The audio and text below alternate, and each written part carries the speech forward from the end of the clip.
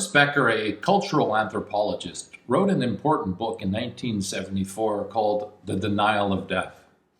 He argues the basic motivation for human behavior is our biological need to control our basic anxiety, to deny the terror of death. Becker makes a distinction between fear and anxiety, which is highlighted in the following sections. Fear is always fear of some specific X. For example, I'm fearful of snakes. I am. Anxiety, on the other hand, is fear of the unknown X. And because it's unknown, it produces feelings of terror and horror. With anxiety, we don't know why or what we are afraid of. The need to control our anxiety is just one of the ways that we attempt to deny death. Our culture has developed many maladaptive practices to both deny and ignore the reality of death. For example, advertisements take out traces of aging and make the mistaken claim that death never happens to those who are young, Botoxed, and wrinkle-free. The German philosopher Heidegger argued that anxiety is the fear of the nothing.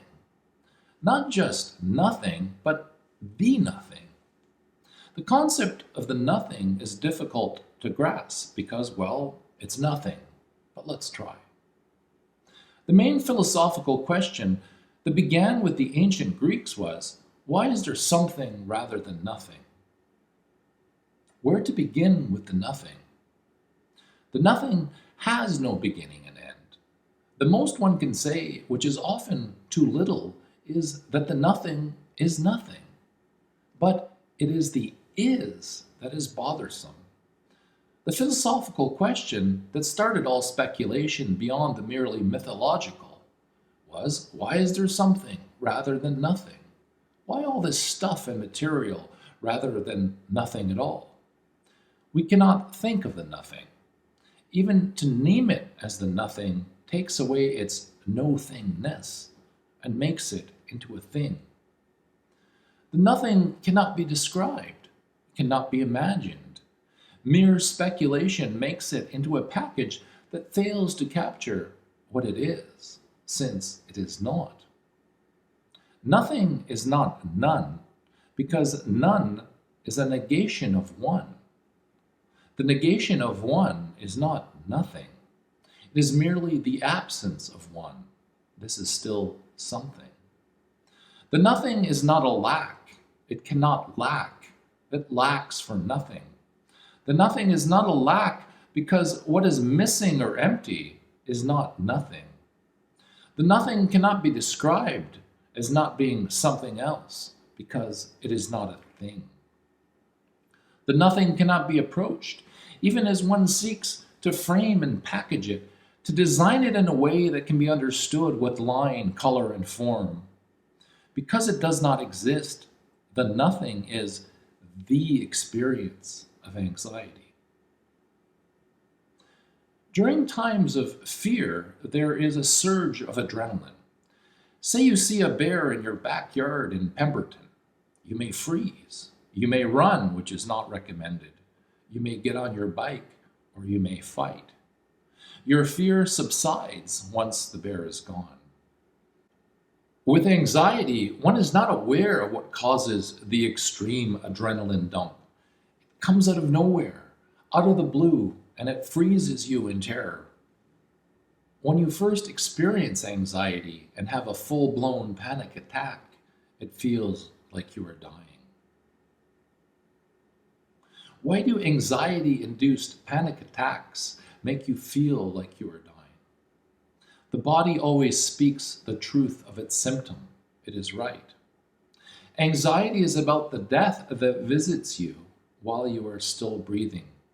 But it is indefinite. Not like the bear where you can say, it's over there. There is no over there with anxiety. You don't really know where it comes from. Because it encloses you, suffocates you, takes your breath away, strangles your breath. Anxiety is the truth of death unleashed upon you without warning. It is like an invisible tornado that takes away your ground. Anxiety removes your anchor points until you are left like Humpty Dumpty, trying to pick up the pieces of your life back together again. Often anxiety shows you that the puzzle you have put together is the wrong picture. Whereas other cultures confront death and dying directly, our culture pushes it away. It replaces the real of anxiety with symbolic and imaginative fictions. We say, this person passed rather than this person died and is dead. Past is more comforting. It's like passing a test. Dead is like failing. Here, our language betrays us. We can't find the words to express what death is. Culture is a form of denial against the real. The real is denied through the symbolic and imaginative interventions of various institutions. For example, the slaughterhouse is the real, where living beings are executed. And the symbolic and imaginative are the supermarket, where most traces of the real are covered over in packaging and advertisements. The symbolic would be a corpse in a funeral home, while the real would be the actual decaying body in its natural form. Becker sees culture as a way of creating meaning to stop the power of death. But no matter what we do, death never takes a vacation. It keeps insisting, showing us that it gets to keep it all. This is why the Romans said that Pluto, the god of death, was the richest of all beings. We want to matter, Becker says, and our society has created a cultural hero system that sustains and deceives us. Think of who is admired: the sports star, the model, the artist, the actor, the soldier, the fighter, the one with the most likes on their Facebook, Instagram, Snapchat, TikTok page. For Becker, it is all a distraction based on a lie. Many have seen through the lie and demand that their lives should count for something, that living should not be for nothing. Yet a trip to the cemetery lays these thoughts flat. Freud has shown that whatever is repressed has a way of bubbling to the surface. What is hidden ends up being revealed. This is the main thesis of horror films. Culture, like our own psyche, has its hidden spaces that we would rather not deal with. Zombies can be read as the denial of death, come to remind us that the most important thing about life is how to deal with death. This is what draws us in and drives our obsession with zombies, the desire to avoid death and make more sense of things that we do not fully comprehend. Our desire for the control of the uncontrollable leads to the behavior we see in zombie films. And here I mean the behavior of the surviving humans. The Freudian point here is that every time that we attempt to assert total control over our lives, then things tend to fall apart. Control exceeds our abilities. When there is excessive control, our freedom becomes extinguished. Zombies remind us that death cannot be controlled. Death is inevitable, and no matter how hard we try to keep death at bay, it insists on reminding us how fragile our lives are. Becker asks, what exactly in the world is so terrible for the human animal? As animals, we are incorporated or covered in flesh, but we are also self-aware. In other words, we know that we know. We are like the gods of nature, according to Becker, and yet we know we share the same fate as worms. Zombie films show us this state of affairs very clearly. This disgust with our bodies is highlighted by Becker, who writes the following: we are split in two. We have an awareness of our own splendid uniqueness, and yet we go back into the ground a few feet in order to blindly and dumbly rot and disappear forever. Everything we do is an attempt to deny and overcome our grotesque fate. We think we are sublime, angelic, and divine, but we cannot extract ourselves from basic animal functions. Zombies therefore show us that we are a grotesque contradiction. It is this incongruity that we cannot accept, and civilization is the attempt to ignore the incongruity. We are afraid to face the facts of the real and invent a culture where the real is buried. The result of such burying is that our fears return to haunt us. We cannot accept what the body actually will become, namely a corpse. We are often not aware of being embodied until we are sick or in pain. Zombies remind us that we are embodied, that we have bodies that will decay and die. Very early in The Walking Dead, Rick Grimes discovers that the law will not protect him, only his courage will. His symbolic and imaginative world is gone, and he must face the real of his situation. We evade the realization of our own potential by falling into cultural devices. Culture supports the grand illusion that death can be avoided through fame, flags, legacies, plaques, faith, and work. Becker writes that we still live in the playpen of our fantasies. Becker seeks an authentic self without sham, without disguise, without hiding in the cloak of someone else's power. Culture does not give us authenticity, it gives us sham wow.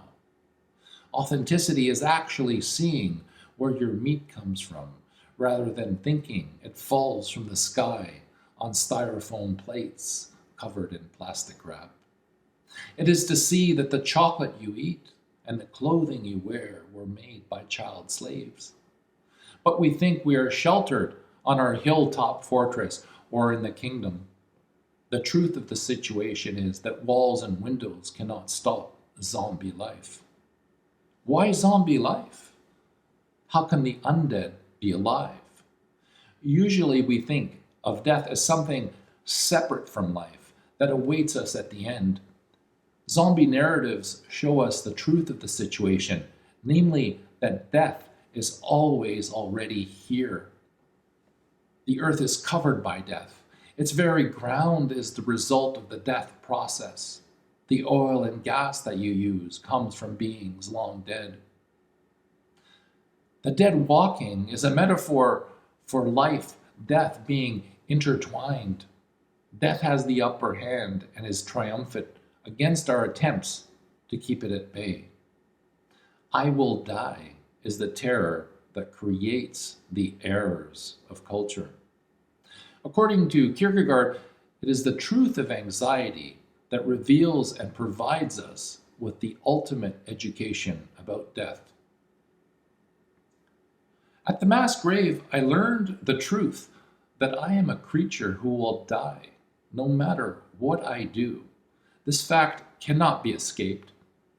Whatever illusions I still had about culture died for me that day in 1999. There was nothing to cling to. There was no way left to extend myself beyond death, since I did not see any beyond. There was no world, only the experience of nothing.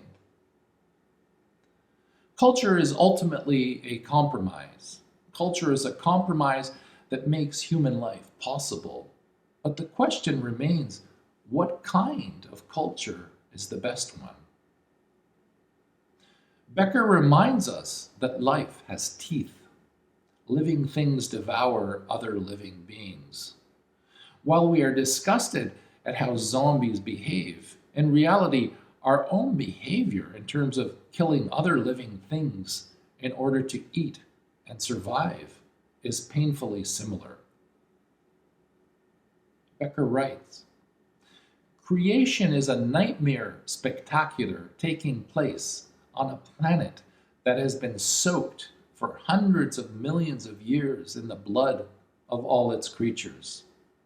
The soberest conclusion that we could make about what has actually been taking place on this planet for about 3 billion years is that it is being turned into a vast pit of fertilizer. A line from T.S. Eliot's epic poem, The Wasteland, echoes Becker's concern.